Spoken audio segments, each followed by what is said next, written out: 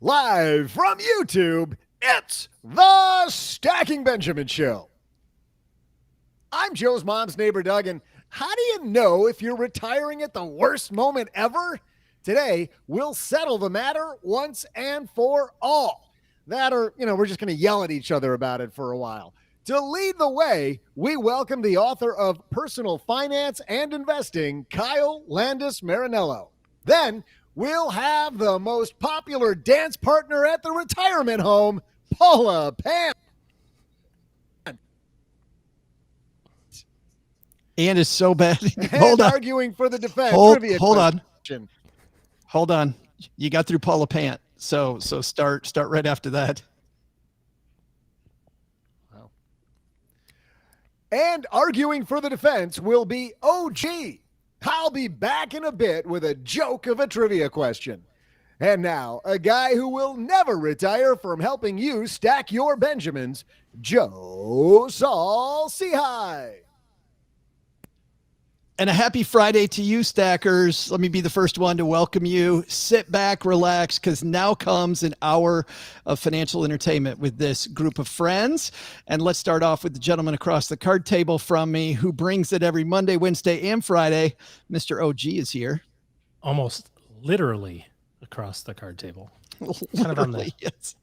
Kind of across the wall here. There. Yes. Yeah, there it is right there. How are you, man? Living the dream. It is a beautiful Friday, and that means that Miss Paula Pant joins us. How are you? I am excellent. I love being the most popular dance partner at the retirement home. That is a fitting title. That is her goal in life. Foreshadowing. What are you doing, sweetie? Yes. How about that? And the guy who's wondering what he's doing back here. Well, what happened that after one appearance, he's back for a second one? Kyle Landis. I need to call him Marinara. You got to call him Kyle Landis-Marinello because we did that last time, right? We have to do it again. Yes, you're the very first person to mispronounce my last name. Yeah, nobody's done that to mine either, brother. So we got that in common.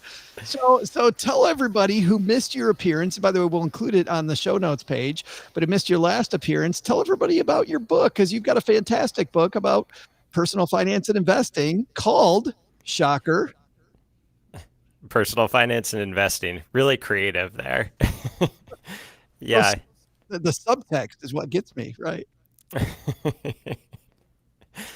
Yeah. Well, it does fit with one of the themes in my book as I talk about, the biggest investment someone makes in a book isn't what they pay for it. It's actually the time they spend reading it. And so I do try to cut to the chase in the book and make everything in there either a useful thing that someone can use in their daily life, a financial lesson of some sort, or something that will entertain them as they're reading so they don't fall asleep while they're learning about money. And you live in the beautiful state of Vermont, which is an incredible place to be. It is, yes. I was lucky enough to be here from birth, and when you grow up in Vermont, you don't really want to live anywhere else. So, and it's good because you had a side helping of Ann Arbor, Michigan, which we always have to excuse you for. So, besides those years in Ann Arbor, Kyle, I think you're a heck of a guy. So, we got a fantastic show here today. We're going to talk about a lot of people think, they just retired or they're thinking about retirement. And even if you're not retiring now, if you're retiring far in the future, how do you make sure that you're not retiring at the wrong time? Is this the wrong time? One blogger couple says that they think it might have been the wrong time. We're going to walk through a piece that inspired today's episode. But before that, all right, we got OG, we got Paula, we got Kyle. Let's get this party started.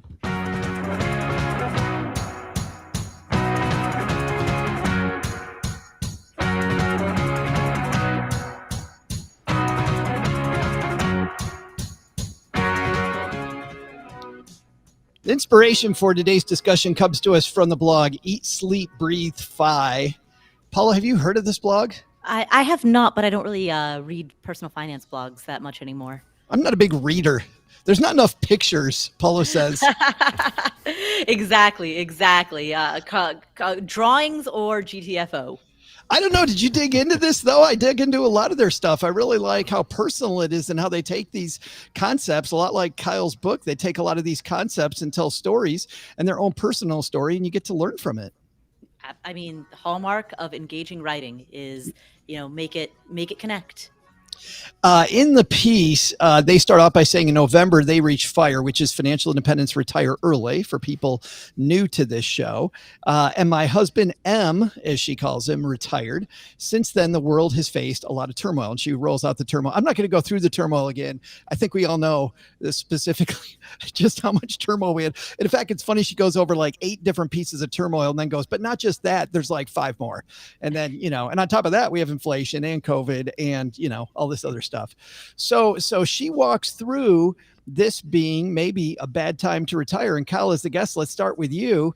If you were thinking about retiring this last November like they did, even as we're going to dive into some of the things that they did right and some of the things that they wish they would have done better, would you have retired in November? Well, the article talks about a lot of contingencies that they built into their plan. And so if I had built in that many contingencies into my plan, then yeah, I think it was the right move to retire then. But I think the problem is most people who are working towards FIRE are focused more on kind of when's the soonest moment that I could retire.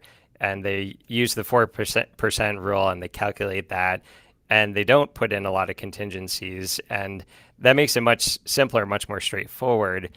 But if you're doing it that way, then when you hit the scenario we're hitting right now, you do need to step back and think twice about it, because this is that one scenario in the low percentage of situations where people run into trouble with the 4% rule.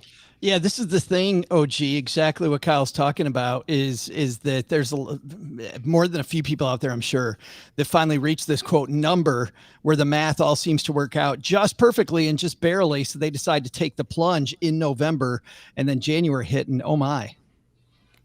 Yeah, I think we're talking about margin of safety, right? Like how much extra do you need to like account for the fudge factor, whether it's the market not behaving or inflation not behaving, or maybe healthcare costs are higher than you anticipate, or maybe your family needs some financial support beyond what you thought that you would need to do, or something like that. So from a planning standpoint, I don't know that you want to say, okay, I need to get to 1 million and 99999 and 1 million, I'm out. You probably want to give yourself just a little bit of grace on the other side too, hopefully to account for that.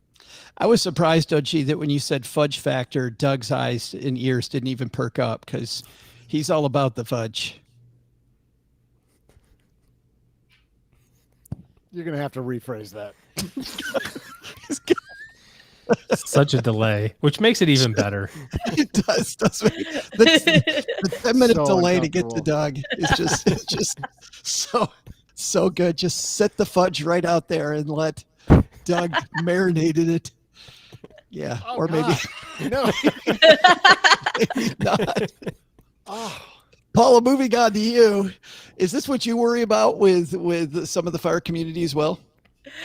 I do not. Generally, what I've seen is with the FIRE community, by and large, the FIRE community tends to be very conservative in their planning. They Conservative often, in their aggressiveness. Yeah, exactly. So they tend to have contingency upon contingency upon contingency.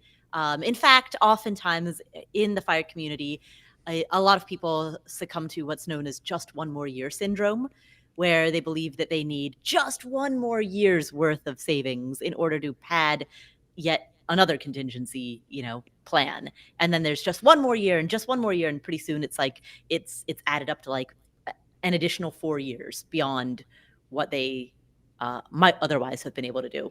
Now, I had a client back when I was a financial planner, Paula, that did that 1 year thing for literally like 8 or 9 years. Yeah. Then he found out he got this diagnosis that he was dying, that he was going to die. His illness was terminal. And so all of a sudden everything changed. They were going to finally take the trip to Alaska. They put off for all these years. They were going to do all these things together because they thought they only had 1 year to live. 2 months later, he gets on his third opinion. They find out that it was a misdiagnosis. The second opinion was the same as the first. The third opinion, they realized that it's something completely different. They can treat it and he's going to be fine. And guess what he did? He went right back to 1 year syndrome. He went right back to, well, I think I got to go back to work. And we're all like, no, dude, look at how your life changed the second you thought you were going to die. Wow. Yeah. All right. Not good. They go through 6 different things in this piece that they looked at when it came to retiring in November, and they walk through them. And I thought that before our trivia segment, which for people new to the show is at the halfway point, we'll do the first 3 and then we'll do the second 3 after the trivia. So let's start here. Number 1 is OG, something that, academics talk about, sequence of return risk. And she says on a scale of 1 to 10, she rates how they thought about that as a 7. But a big thing that she remarks is her net worth fell by a jaw-dropping 6 figures. And this is what you talk about, is the fear is not that, the market's going to blow up your plan, but you see it drop that much and all of a sudden you're going to throw your asset allocation out the window. You're going to panic. From a retirement planning standpoint, you have to assume that this is going to be the worst case scenario, right? Because you don't know. No one's going to retire today. You know what I mean? Like, there's not a wave of people going, oh, hooray, July 1st, let's get out of here. Because even if they can retire on July 1st, no one's going to do that, staring at a -20 in the S&P so far for the year. You just drag it out. Even if you've got enough, to Paula's point, you just go, maybe I'll hang out for just a little bit longer, So, when you retired in November of last year, you retire January 1st of 2008, before the last really big recession, you didn't know that that's what was going to happen. And so you have to worry about, if there's one thing to worry about, it's that you retire right into a bear market. And the way that you account for that is making sure that you have enough emergency money, making sure that you have enough cash on hand so that you don't have to withdraw money from your portfolio while the market's going down. Because that's really the biggest thing. Regardless of when you retire, whether you retire when you've got 40 years to live and you're 60, or you retire like these folks did in their early 40s and they're planning on a 60-year retirement, it's not about the market going down, because that's going to happen. It's going to happen every 5-ish years, give or take, until the end of time, if history is a guide. It's about having to make withdrawals while it's going down. And the way that you insulate yourself from having to make withdrawals is you have enough money in cash to withstand that initial roller coaster ride. And if you do that, then there's no concerns whatsoever. But how much cash do you think we need reliably to get us through this type of thing? And when does there become a real risk that, I haven't put enough cash aside? So I look at it from a very scientific way. The average bear market, peak to peak. So you think, okay, the market's here, then it goes down, and it goes back up again. We're even money. You kind of go like, where's the even money time? The average time is 30 months. So there's going to be some times that are longer than that and some times that are shorter. COVID was certainly a lot shorter than that. 2008 through 2009 was much longer. So you have to recognize you're not going to hit it at the peak. You're not going to know today's the day at the top. There's going to be some number that you're on the way down before you realize that you're in the down part.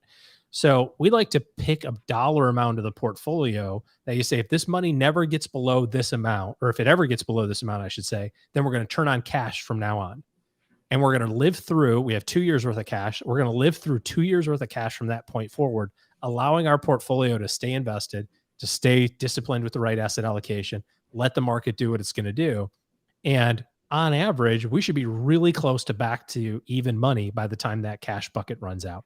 So I would say you need to have 2 years if you're going to go into retirement, and a dollar amount in mind. You go, I got $1 million. If it ever hits 795, I go to cash. Or whatever your number is. If you want to be ultra conservative, to Paula's point, 3 years. But anything more than 3, I think, is losing some money to inflation. Chris hanging out with us, and by the time that this comes out, he and I would have hung out together in Salt Lake City. So, but we record this a little early, so Chris, can't wait to see you. But Chris just said he pulled the plug in May, and Chris, I don't know if you, or I don't remember, OG, if you remember meeting Chris when we were in New York City. But Chris, how old are you, if you don't mind saying it in the chat?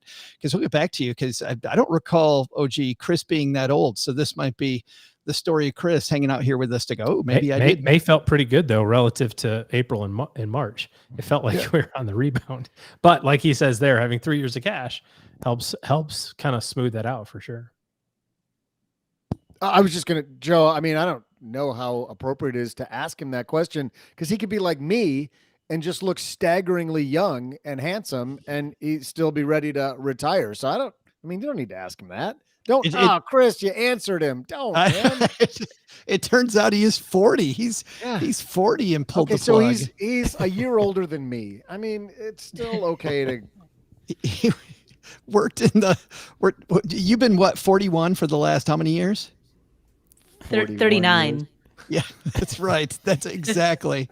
Doug, this coming October, I think Doug has his your 15th, 39th anniversary. I'm sorry. There's lag. It's got no idea. I think we'll move on. Kyle, this blogger couple handled it a different way. They didn't look at it in terms of cash on hand like OG did. They looked at it with regard to withdrawal rate and talk about this thing called the 4% rule that a lot of people in the personal finance space use. If you don't mind, for our listeners, just dive into the 4% rule for a little bit and maybe tell us what these guys did and if you like it or not. Yeah, so really broadly speaking, the 4% rule, some other people call it the rule of 25. You take your nest egg and you figure you can start withdrawing 4% of that every year. And actually, you can adjust up for inflation. And so if you have $1 million nest egg, you could withdraw $40,000 the first year. And then the next year, you'd withdraw $40,000 plus an inflation factor. And that when studies were done on that type of withdrawal rate, in more than 95% of the scenarios, people ended up having enough money for at least 30 years of retirement and often for much longer than that.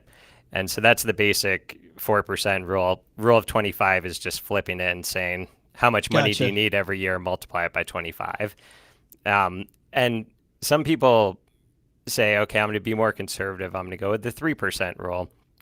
But there are just as many people who say 4% is too conservative, and I actually think it should be 5%, and you'll be fine. And in my mind, that's actually a good sign that you've found a good rule of thumb when it's getting criticized on both sides. And I like that.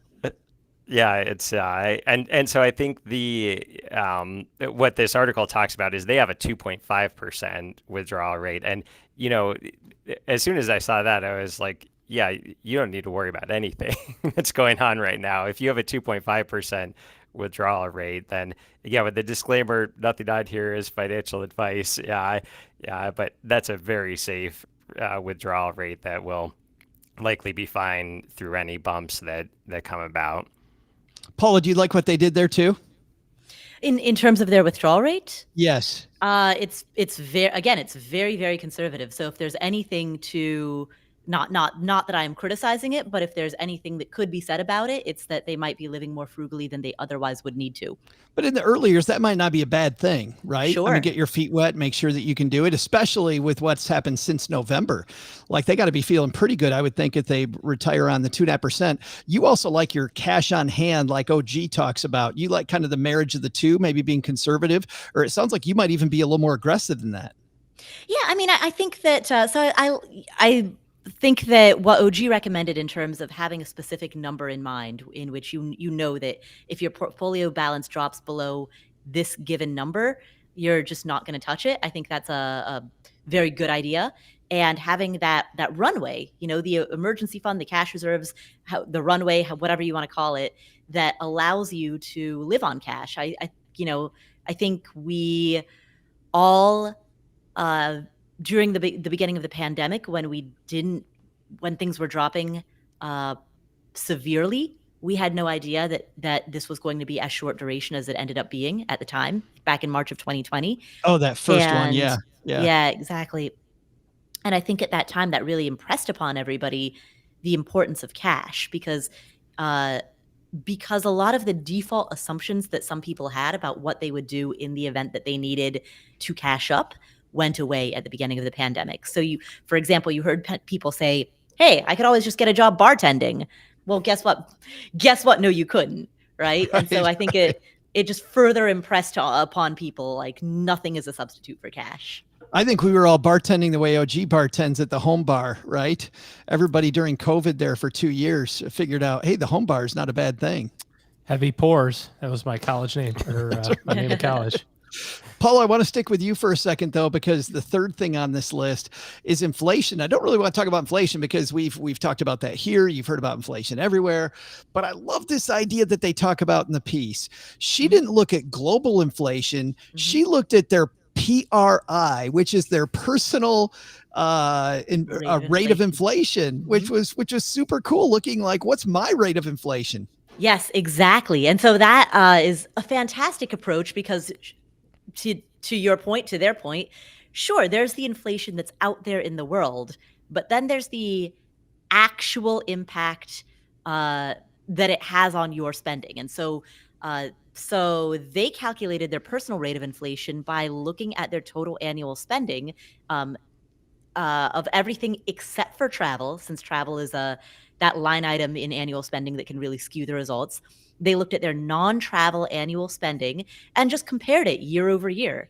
And through that, they were able to see, all right, how much is our non-travel spending going up or each year? And in their case, it's actually going down. Which is absolutely fabulous, looking at all the numbers themselves and going, okay, I know the price of gas is up, but I'm traveling less, so I can, I know exactly what my issue is there. But when you look at inflation, OG, I think that this might be the solution for all of us. This might be the reason why you track your expenses, to look at your own personal rate of inflation. Yeah, I like it. I think many of us don't. Many of us don't pay attention to the intricate details of our spending, other than the anecdotal feeling of it seems like it costs more to go to Chick-fil-A now, or it seems like it costs more to go to the grocery store. I do know that when we were at the beach a couple weeks ago, my wife bought a box of Cocoa Puffs for the kids, and it was $9. So I don't know how much Cocoa Puffs were prior to all of this nonsense. But I'm gonna, we're gonna go to Cocoa Wheats pretty quickly. Cocoa Wheats. OG household, if Cocoa Puffs are freaking $9 a box. So, did you see that there was somebody either on Instagram or TikTok or one of those places that bought the name brand cereal one time and then took the unbranded and just kept pouring it into my wife does that. Yeah, she doesn't like the boxes, so we have like these Tupperware containers, which I've tried to point out is just a different shaped box in the closet, but just yes ma'am, whatever you think is best, ma'am. But she'll do that. She'll be like, I couldn't find the good Cocoa Wheats or Cocoa Puffs, so we got the generic ones. I mean, Cocoa Puffs are a premium product, so I'm not surprised those cost $9. Yes, yeah, those are extravagant. It's like there's escargot and then Cocoa Puffs. Like those are the high-end wine. We have bacon infused scallops and Cocoa Puffs, sir. Which would you prefer? It's David hanging out with us as we're making the show today. Says, I bet Len's done a piece of comparing Cocoa Puffs and inflation. I'm not sure that he has, David, but I bet he's thinking about it because he's just about to do another sandwich survey, which I'm so interested to hear the results on that one. By the way, if you want to hang out with us, we're just doing these live just during the summer months until September 1st. Hang out with us. We make the shows Monday at 5 p.m. Eastern on your YouTube channel. Subscribe to our YouTube channel and hit the little bell, and it will notify you whenever we either release a new video or that we're going live. All right. I want to end with you, Kyle, because I know we talk about personal finance and investing, right? What are some tricks that you use to make the budget work when people think, people are listening to us talk about tracking expenses, having a good budget? How do I make that fly when traditionally it hasn't? Yeah, I think there are some simple things you can do in terms of day-to-day. The big ones people know about: not eating out, making more of your food on your own. There's been one that's been getting mocked a lot on Twitter lately, which was an article that talked about a family trying to get by on a mere $300,000 a year. And it was written seriously. It was, yeah, and they recommend eating more lentils instead of meat. And so that advice is, Solid of course, advice. Is that another Financial Samurai piece? I don't think it was. It was actually a national publication, and so I mean that deserved to be mocked. At the same time, I actually do talk in my book about a lot of environmental conservation comes with financial benefits, and if you step back from that article and just look at meat versus other forms of protein, meat tends to have much more environmental impacts and tends to cost a lot more. And so there are some day-to-day things people can do, like cutting back on their daily meat intake, that kind of are win-win-win. It's generally better for you health-wise, better for the environment, and helps on the bottom line. That's not going to solve your problems if meat is what's causing you to have trouble living off $300,000 a year. Right. I don't think going to lentils is going to solve the $300,000 problem. Yeah. But everyone's been making fun of it, so I feel like I have to give a little bit of a defense. Absolutely. Yeah, Coming up next. Yeah, go ahead. Oh, the big ticket items, though, are not your daily expenses. It's always the monthly expenses. And so what are you paying for your mortgage? What are you paying for your car? And looking at that and places to cut down on that, that's always going to have the biggest impact. We're going to dive more into spending in the second half of this. We're also going to talk interest rates. We're going to talk about income during your retirement years. But before we do that, we're going to take a quick break here because we have a trivia challenge going on all year long amongst our three contributors, OG, Paula Pant, and Mr. Len Penzo. And Kyle, today you're playing on behalf of Len, and that's a good thing for you and a bad thing for you. Which one do you want to know first?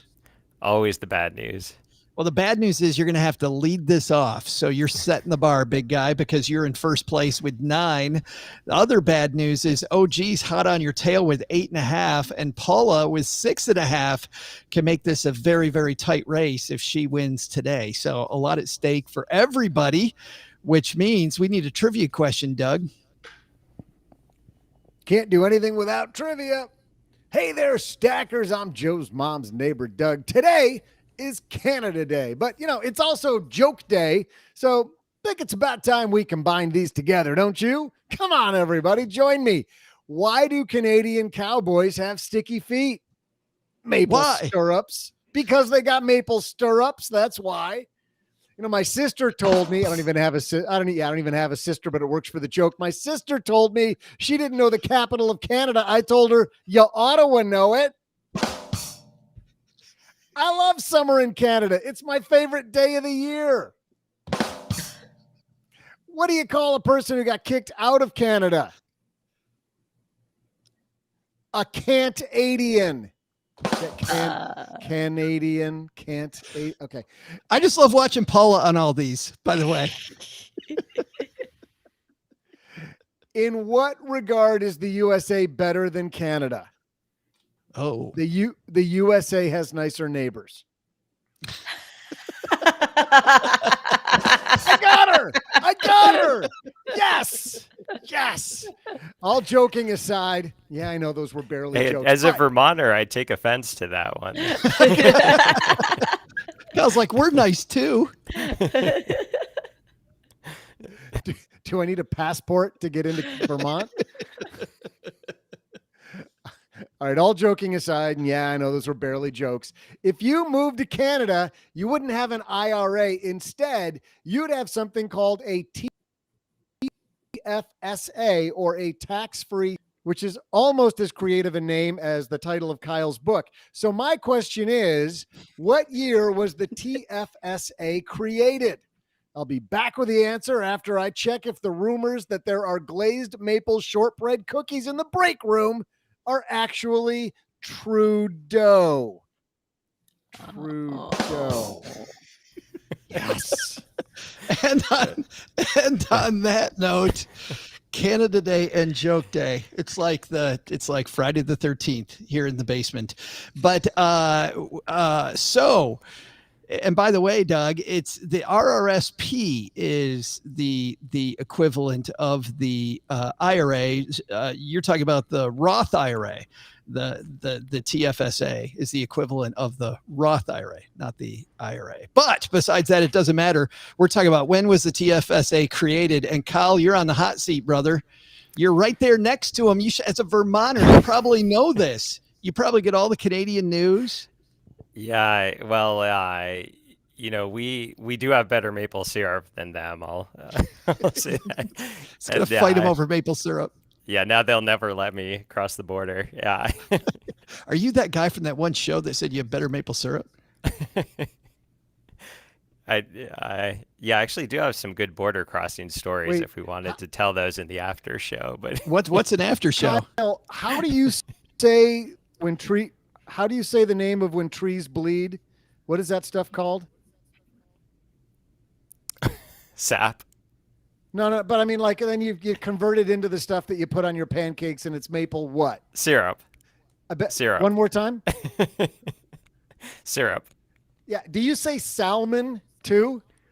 It's not syrup. It is syrup. It is. Syrup. It's You syrup. said it 3 times right, Joe. Syrup. You said it the Down right here, way. it's syrup. What the hell are you Syrup. talking about? Syrup. It's Down here, it's syrup. Syrup. Can I get some syrup on my pancakes? I also love the idea that Doug thought that actual maple syrup came out directly out of the tree. Obviously, as it opposed does. to the sap that needs to With be all boiled. I'm surprised with all the tree licking Doug's done. He hasn't figured that out yet. That's not a formula for.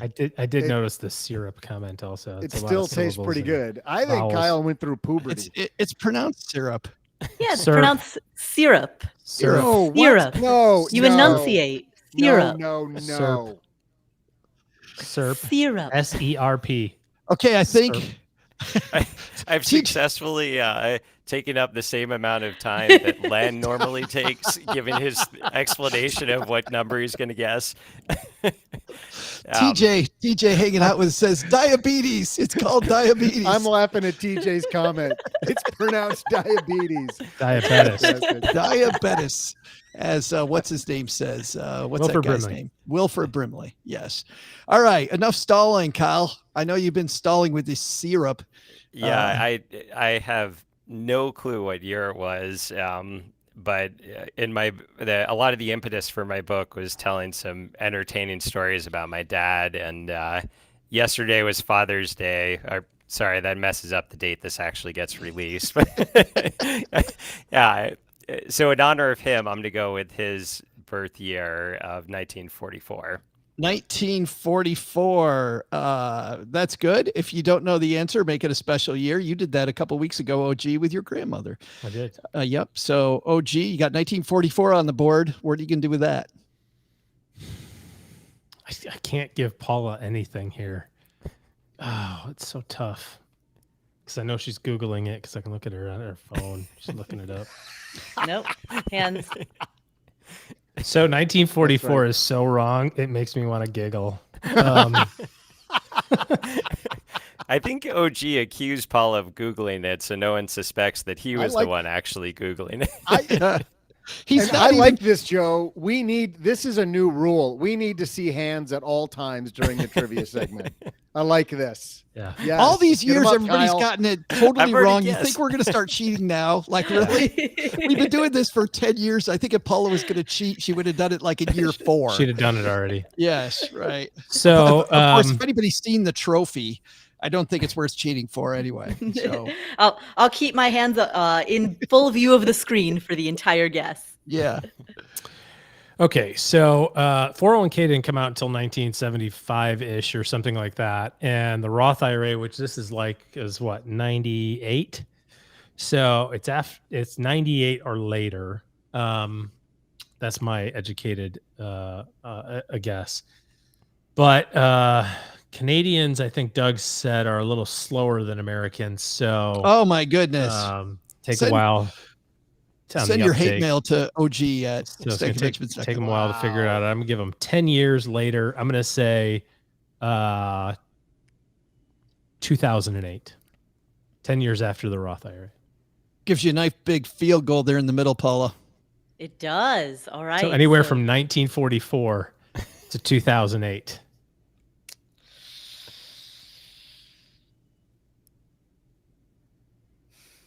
Now you talk. This is the part where you filler. All right. Okay, so my choices here.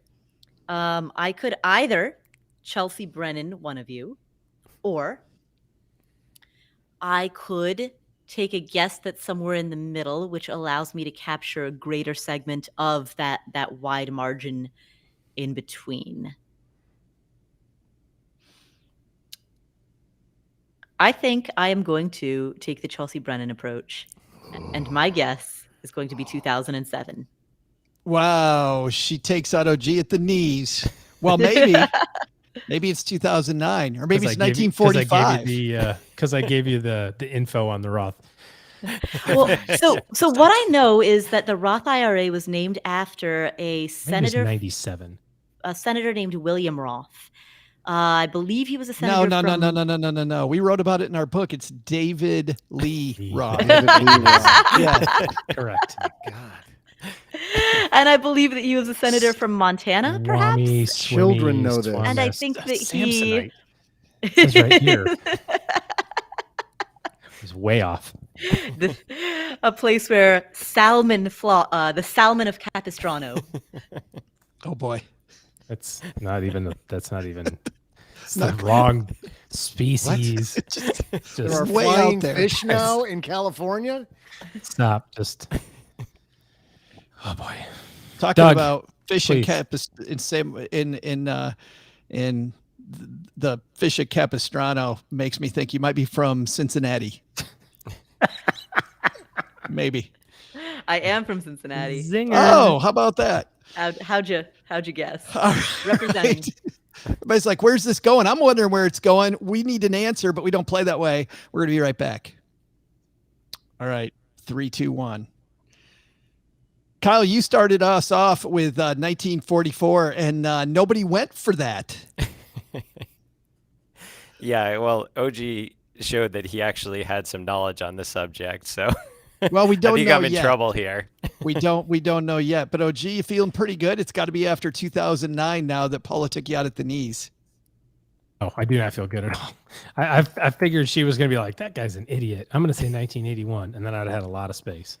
But I talk too much, so. There it is. Paula, you think OG talks too much? No. In fact, not enough. Keep talking. Right. Well, the guy we need to talk to no see one who's ever. yeah, that's right. The guy we need to talk right now to find out who our winner is Doug. What do you got, man? Hey there, stackers. I'm Joe's mom's neighbor, Doug. Well, Canada. After years of strutting around with your free health care, showing off your young, sexy singers and entertainers that you keep exporting down here to the States with no sun damage on their skin because there's no sun up there, look who finally decided to copy something we had going for us and hop on the retirement vehicle, huh? The TFSA is a tax-advantaged investment account. Sorry, this account is a misnomer investing account. But because you Canadians are so damn nice, let it pass. So, what year to join us in the tax shelter game by creating the TFSA? Well, the guy playing for Len was a touch off by like 64 years. And Paula was off by 2 years, which means OG comes in as the winner, only 1 year off because the TFSA was created in 2009. Congratulations. Wow. Paula, nice Chelsea Brennan. You Chelsea Brennan the wrong side. Wow. Incredible. If you would have taken the other side, you would have had him. Shocking. I feel like you always have this great lead up and this fantastic logical conclusion, which is so close. so close. 2 years off. Just 2 years off. Only 2 years off. OG, nice win, man. You take the lead. I'm going to text Len right now. Funny how she was so wrong when we could see her hands. Yeah, that's right. Misses it by 2 years. All right. Time for the second half of our discussion. Is it the wrong time to retire? Let's get back to that.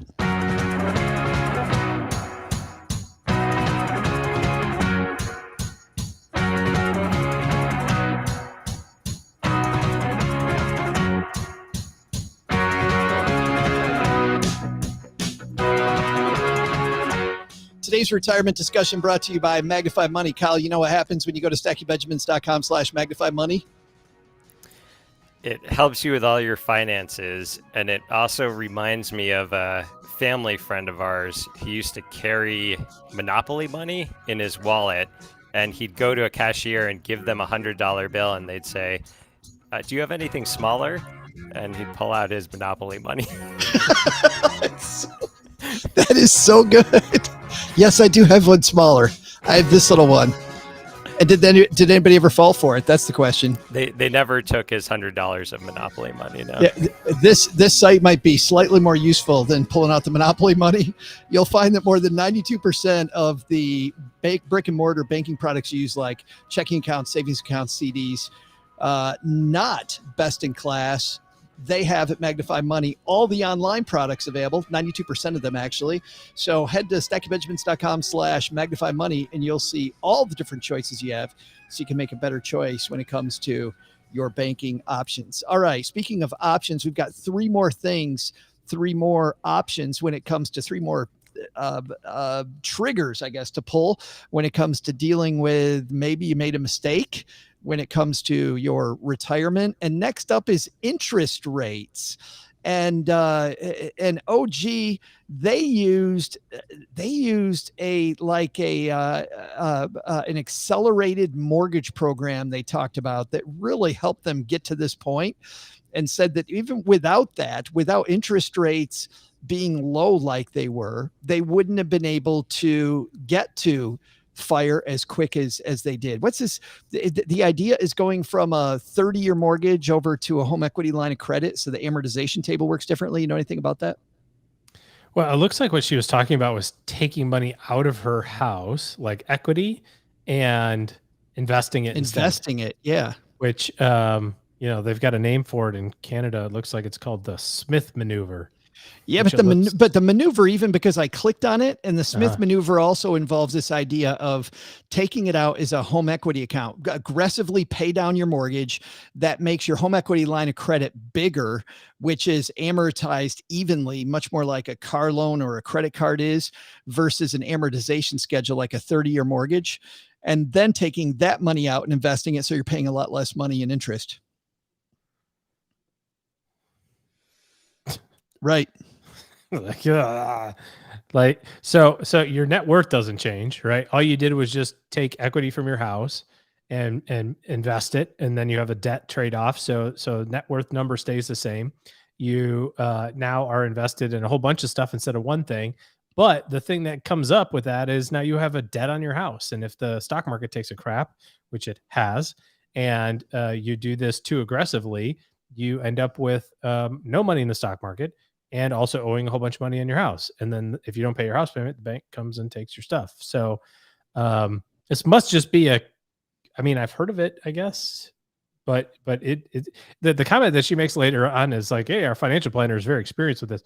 Like, that is a big no-no. You don't take money out of your house to invest in the stock market. That is no good. So I would not think of that as a really good option, but by the same token, technically, you should take all the money that you possibly can if you're just doing the math, right? Just doing the math, yeah. If you're just doing the math, you should be like, I can put $100,000 in the market, and those idiots at Schwab will give me another $100,000 on margin at 4%. So technically, math-wise, that is a smart thing to do. And I've even read articles of people saying that you should do that every time, even if it blows up in your face eventually.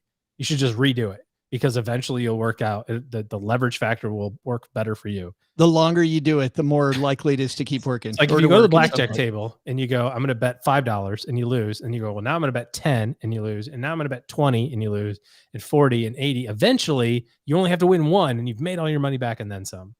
But of course, the fine folks at Bellagio are onto that, and they'll go, "Sir, the table's closed." And you're like, "No, no, it's now time for me to bet my $1,000." They'll be like, "Sir, the table's closed." And you're walking next door to the Mirage. And yeah, and then you're out. So, anyways, this seems like a terrible idea. I would not advise this. Kyle, you agree? Math or behavior here? So I'm a huge fan of the math, and actually one thing I recommend in my book is actually making a spreadsheet and list everything, all your investments and all your debts by percentage in descending order, and it doesn't matter if it's positive or negative. And then you go by the actual number. So if it's a positive 7% expected return on investment, you put the 7 near the top. And if you have debt that is 7.9% interest, you put that right above that. And that's where you put money, is whatever is the highest interest rate, whether it's what you owe in debt or what you expect to get in returns. So I'm a big fan of just going by the math. That said, what was talked about in this article sounded like shifting money around from and taking out more debt, and that gets a lot dicier. Then you're leveraging, and for all the reasons OG mentioned, that makes me nervous. But then I got further in the article. If I read it right, I think she said she's paying 1.3% now. And I mean, if that's actually the number in Canada, right, that she was able to get, then yeah, that's basically free money. And so I understand the rationale for investing if you can get it at that low a rate. But certainly in the US, we're not going to see rates like that anytime soon. Oh, gee, do you pay off 1.3%?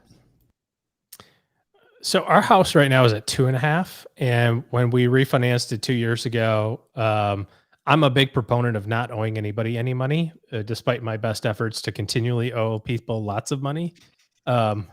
You're trying as hard as you can.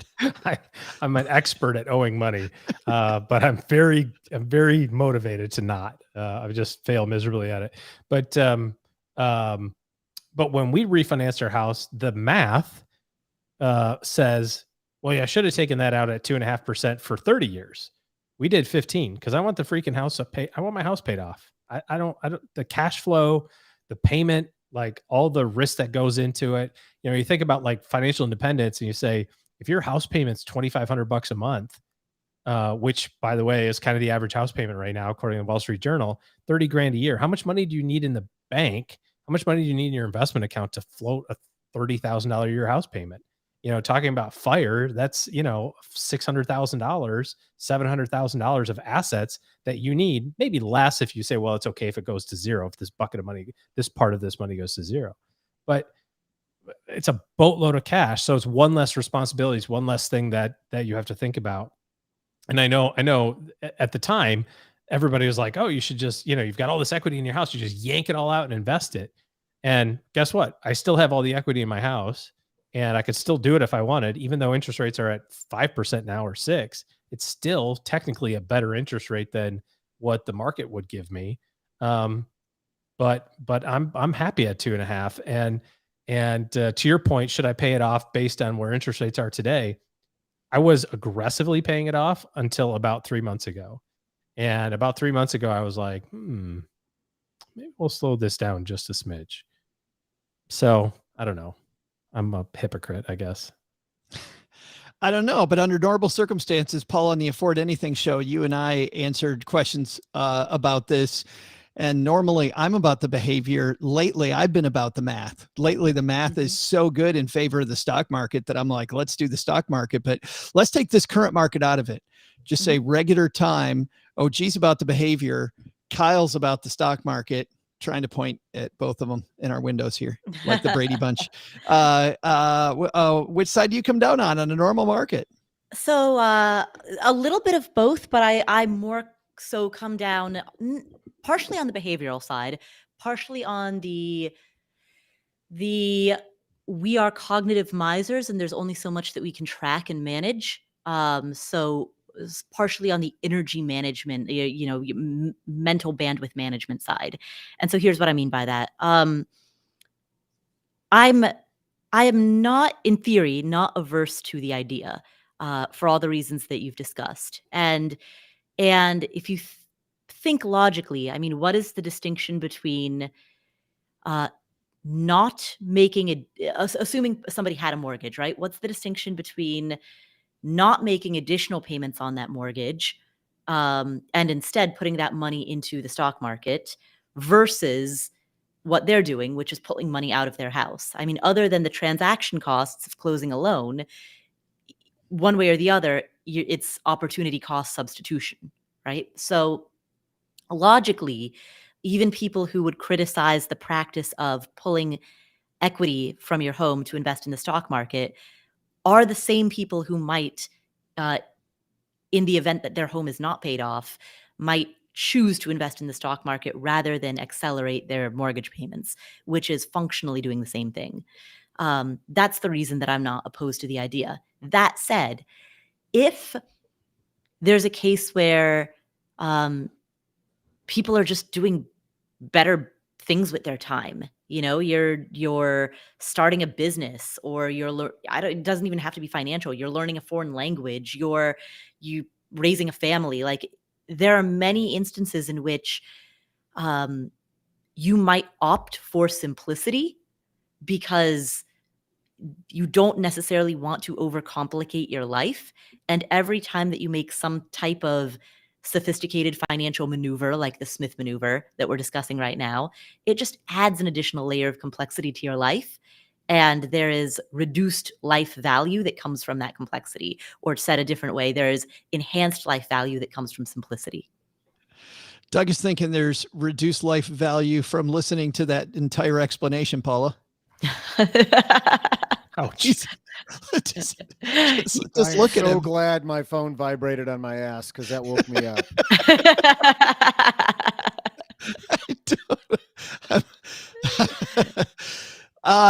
What's interesting to me is that Wes Moss, I call it the Wes Moss study. It wasn't his study, but in his book about what happiest retirees know, he says that, regardless of the math, irregardless, I think, of the math, right? Irregardlessness of the irregardlessness of the mathy stuff. He said that the happiest retirees pay off their debt. They're not leveraged. And so it's interesting, Kyle, because I look at what the happiest retirees do and I hear the math. Like, I don't know, when I was younger, I was all about the math. The older I get, the more I'm like, pay off your damn debt. Yeah. And one thing that I ran across that I really liked as an idea is when people are getting close to retirement, they often struggle with whether to purchase long-term care insurance. This is one of those things that the cost can be astronomical if you need long-term care.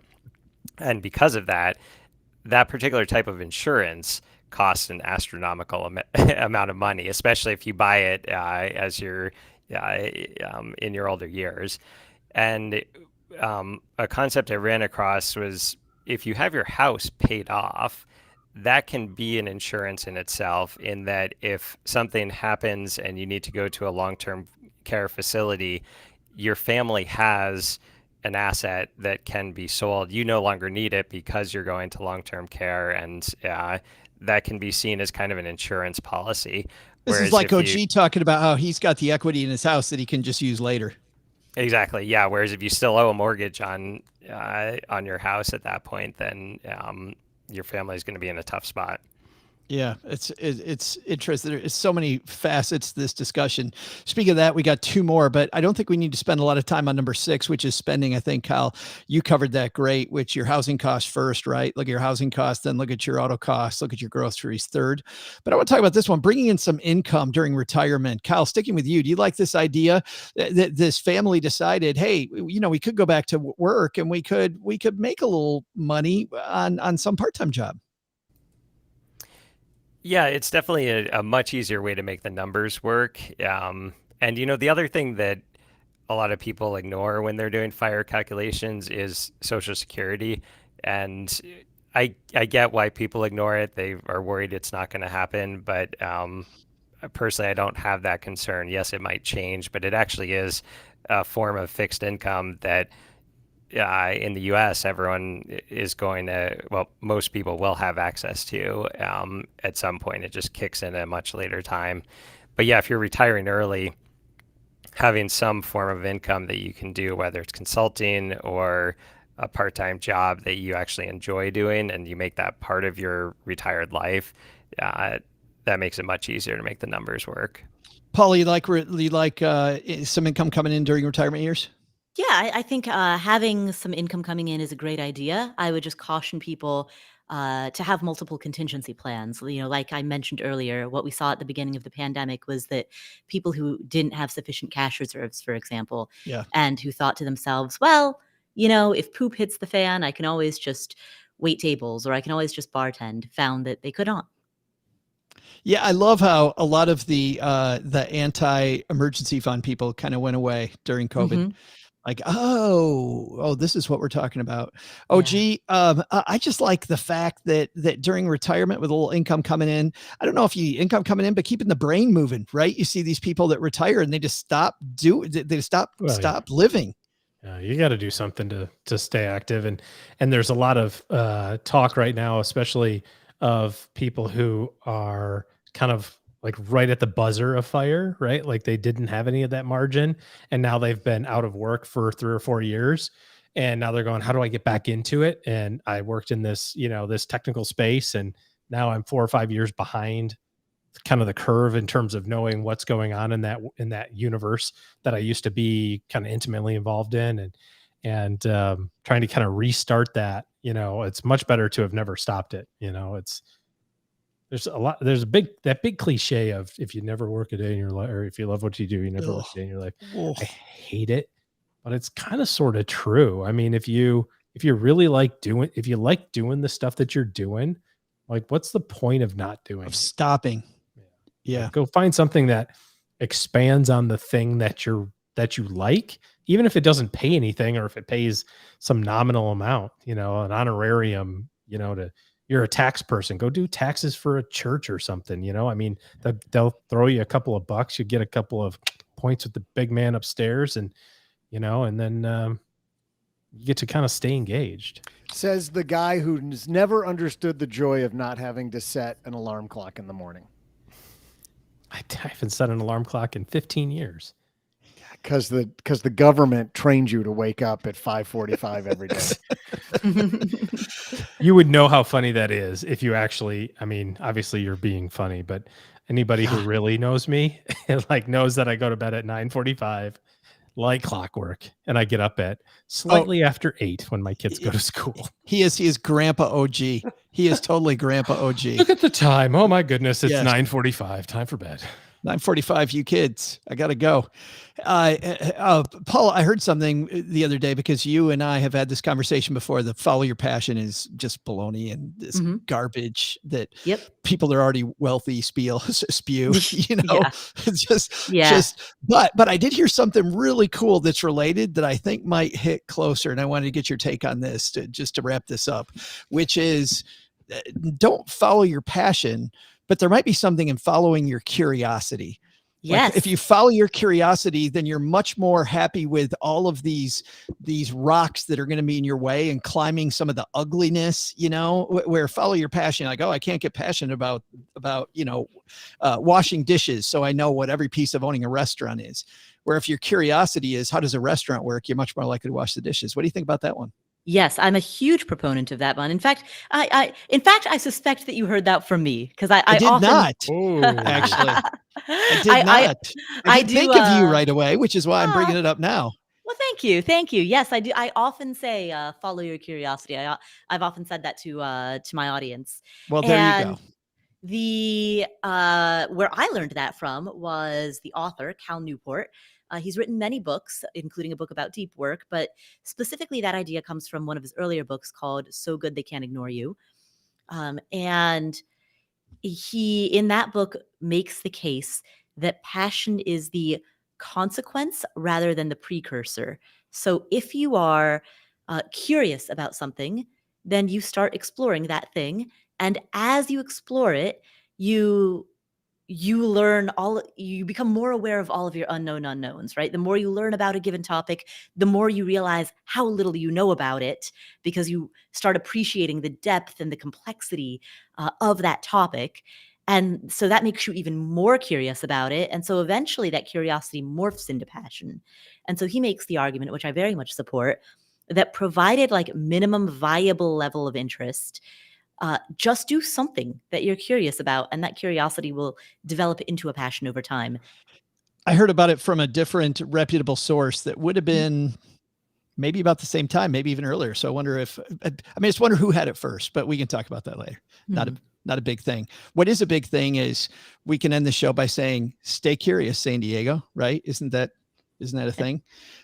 Let's find out what's going on where all of you work, and we're going to have our guest of honor go last. Paula, what's happening at the amazing Afford Anything podcast? On the Afford Anything podcast, every other episode, some joker by the name of Joe Saul-Sehy joins me. What a joker. I know, seriously. Joins me to answer questions that come from our community. So Still never been invited. Oh, one of these days, I promise. Someday. Sure.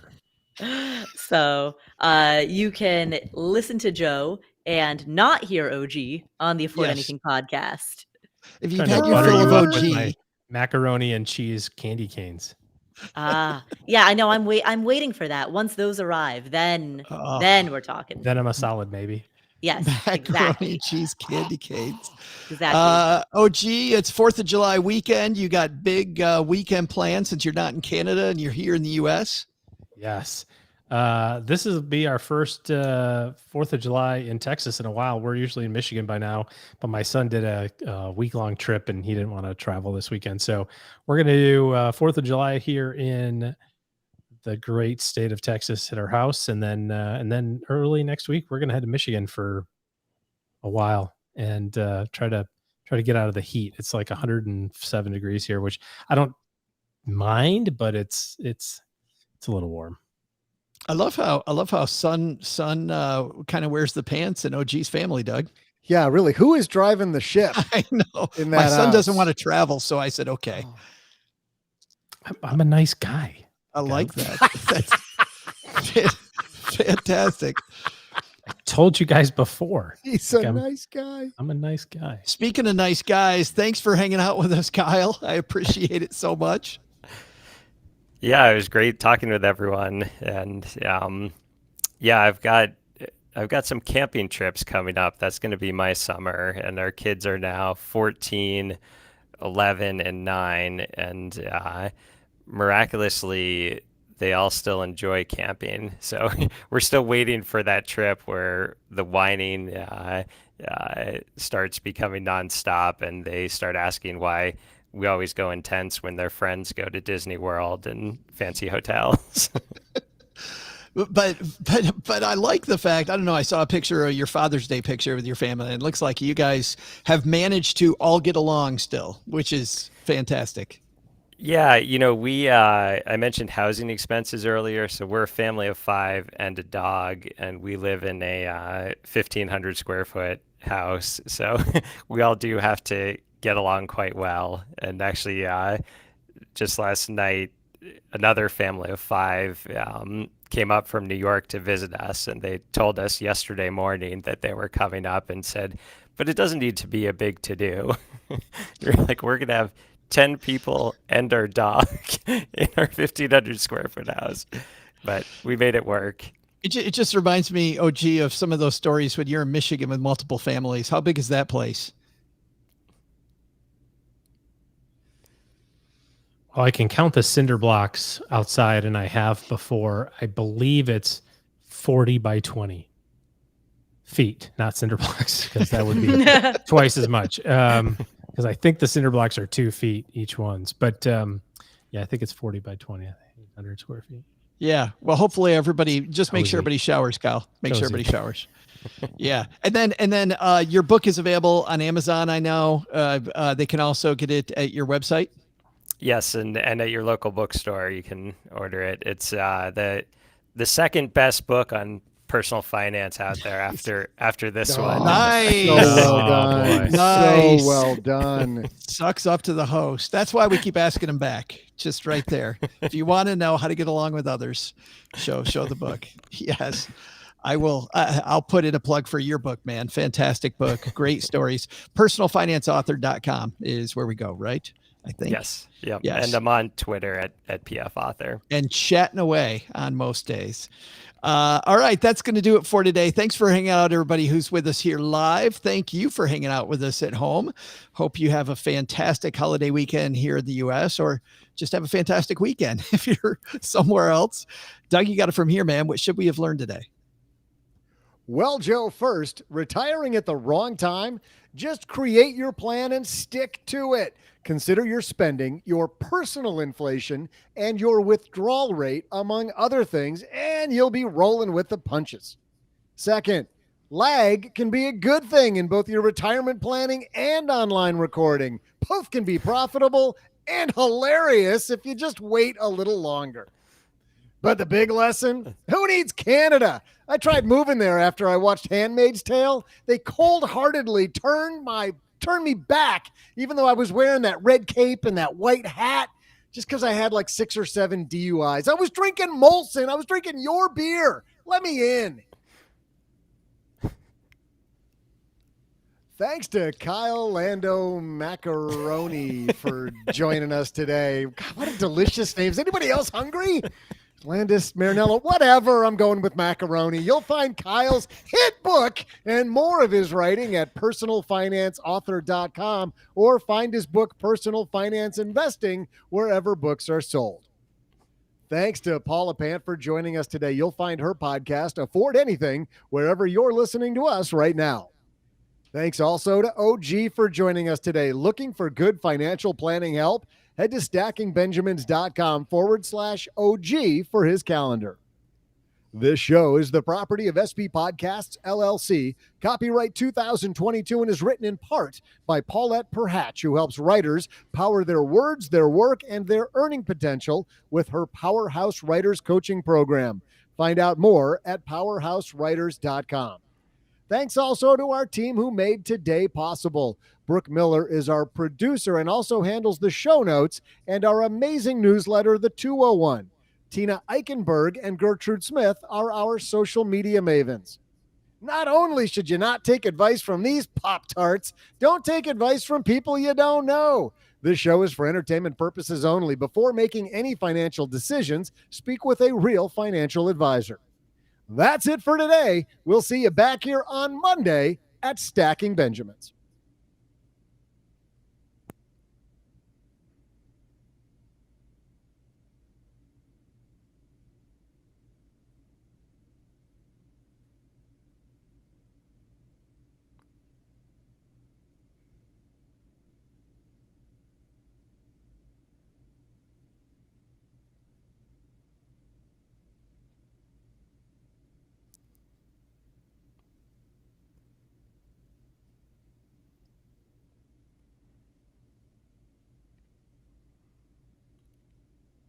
Welcome to the after show. This is the part of the show that doesn't exist. I love the fact that I just go to check during our little break there, go to check my messages, and OG is seriously already calling out Len. Len doesn't make it to one episode. And OG says, suck on that loser. Suck on that loser. I announced him as the winner. He's throwing shade. Just already. But Kyle, I know that you've had some fun crossing the border. And by the way, Doug, nice job with the fake Molson stories. Even though it is funny, Doug and I were crossing the border once, and we had some Molsons that we purchased, and the crossing guard, Do that. He had the cute little flash. Excuse me, sir. Maybe the guy got mad because we called him a crossing guard. Little sign that says stop. Or you were drinking at an elementary school. We had like 5 Molsons left, and Doug is just sweating bullets. And the guy, it's clear because Doug goes, "Yeah, we don't have anything." And the guy's like, well, "What do you mean you don't have anything?" Doug's like, "Yeah, we don't." But it's clear he's lying. I'm sitting right next to him. I'm like, "Oh, this guy can't." Hello, sir. State your citizenship. There's nothing in the car for you to look at, officer. Exactly. You're gonna pull right over there, please, young man. I was sure we're screwed. And finally, Doug's like, "Yeah, we got like 5 Molsons back there." And the guy's like, "Get out of here. Just get out of here." I didn't tell him that 3 of them were open. What he meant by 5 was he meant they're in the back seat, sitting on the floorboard, waiting to clear customs so that we can grab them again on the other side of the border. Because we got 2 hours left on this drive. No, kids, do not drink and drive. Don't do that. And by the way, also, Doug did not have several DUIs. So just so we know. I'm still allowed through Canada. But Kyle, you've had some border crossing experience. Yeah, I think the most exciting one was when I was in high school. There's a kayak competition happening up in Ottawa, and That's where they really get crazy, is at kayak competition, isn't it? Nice flex. So I'm at the World Kayaking Competition, as you do in high school. Well, it's so going up there was a big group of us that were on a kayaking team, and they all went up along with all the kayaks and paddles and gear and everything. And then me and a friend of mine had to stay behind because I think we were taking the SAT or something. Yeah. Which I'll probably get accused of that being a flex as well. So then the way it worked out, my friend and I ended up driving up to Canada, and we weren't old enough to drive. I guess that one really is a flex that I took the SAT before I was old enough to drive. And I was a nerd when I was younger. Oh my God. Still am. And I was going to say a lot's changed. A ton has changed. And so it was 2 other moms. So not my mom, not my friend's mom, 2 other moms that were driving us up to Canada to go meet everyone at the competition. And they wanted to watch their kids compete. And the timing worked out. It was like 1 a.m. when we got up to the border. And the mom who was driving was really sleep deprived. And she sees the car lane and the truck lane. And she's like, "What do I do?" Because she's driving a Chevy Suburban, so really big SUV, and she knows it's on they're built on a truck, Oh, like no. a pickup truck bed. So she thinks, oh, maybe it's the truck. So she goes in the truck lane, and then she realizes, oh no, they mean like the 18-wheelers. I have a car. So she swerves over to the car lane. Only by the time she swerves over to the car lane, we've already gone past the border patrol for the cars. And now we've missed the truck lanes as well. And we just drove through the border. And the sirens start going off, and she pulls over, and we go inside, and she's trying to explain why she drove across the border without stopping in either place. And then they start getting into what our connection is, and I realize neither of us are the kids of either of the women who are driving across the Canadian border one in the morning. 2 older women with 2 high school kids. Yeah. Breaking across the border. They're going to a competition. Yeah, and we say we're going to a kayak competition. They're like, "Where are the kayaks? We have no kayaks, no paddles, nothing." Seems So like we I've got read held this up for a story while in there. several adult magazines. Yeah, so So Yeah, there so- I was crossing the Canadian border. I never thought like a story like this would happen to me. Exactly. I was going to say, Kyle keeps rehearsing the story over and over about what Yeah. really happened. Really, I was going to a kayak competition. 2 hot Yeah. moms. All right, there's our border crossing stories. We got an elephant in the room, though, which is that Paula Pant, Suni, the amazing CEO of your team, Suni tried out this incredibly Delicious. weird, I think weird ass is a better name for it. Ice cream, Delicious, fantastic. Yes. So, macaroni ice cream. macaroni and cheese, Kraft macaroni and cheese flavored ice cream. So yes, it is sold by, well, it was a limited edition. I I tried for like weeks to get it. It was sold out everywhere, and I finally found one place where that was selling it, and I bought out like the rest of the stock. Wait a minute. So Was there? I just wonder why you have trouble buying macaroni flavored ice cream. Is it because the line is so long for it, Yes. or because they're like nobody's going to like this stuff except in this? Yeah, one no, place? I went to the website. I put myself on the wait list for it. On the I didn't even wait get it list. through that. Yeah, seriously. Because Doug bought so much of it. Yeah. Exactly. But yes, but I did end up finding some mac and cheese flavored ice cream. I bought out the rest of the supply, and then when Suni came to visit, I fed some to her, and she is a convert now. She says it's, quote, not that bad. Which is the label that Ben and Jerry's wants on every flavor. Doesn't suck completely. It's Van Leeuwen's is the brand. Yeah. Van Leeuwen's mac and cheese ice cream. So, OG, I was surprised when we logged in today and you and Paula started talking. What did you do? Did you see her on social media talking about it, or were we talking about it here one time? Like, how did you find this macaroni flavored ice cream? I didn't find the ice cream. I saw Paula doing it on Instagram, but we were at the beach a couple of weeks ago, and the candy shop had Doug was on the wait list for the ice cream. WEIGHT. Nice job, Rick. Oh, I have a lot of great border crossing stories. I wish we would have stuck with that, but anyway, so we're at this candy store. They have the little candy ice cream places all over the beach, and they have macaroni and cheese candy canes. So we got 2 packs of them, one for Paula, one for our family. And after opening them, smelling them, and the slightest taste, we threw the box in the trash. But to be fair, they also had hot dog flavored candy canes, so we didn't get those. But anyways, they're coming to Paula. You can. I can't wait. Best Christmas gift ever. I don't think they're going to be as good as you think they might be. They'll be even better. I don't know. It's just, they might be bad. I gotta be honest. They're like, based on the smell, like we thought it might be poison, but so I disclaim any responsibility for your future health based on eating these candy canes. But you can add that to the advertisement. Not that bad, and will not poison you. Yes. May not poison you. Might not poison you. Yeah, will not with an asterisk. Yeah. Your experience may vary. Yeah. Right? Less than 50% chance. So I mixed mac and cheese and ice cream once because I was making Kraft mac and cheese, and I didn't have any milk, and I didn't have any yogurt. I was like, well, what dairy product do I have? Oh, ice cream. If I stir some ice cream, and it's the same thing.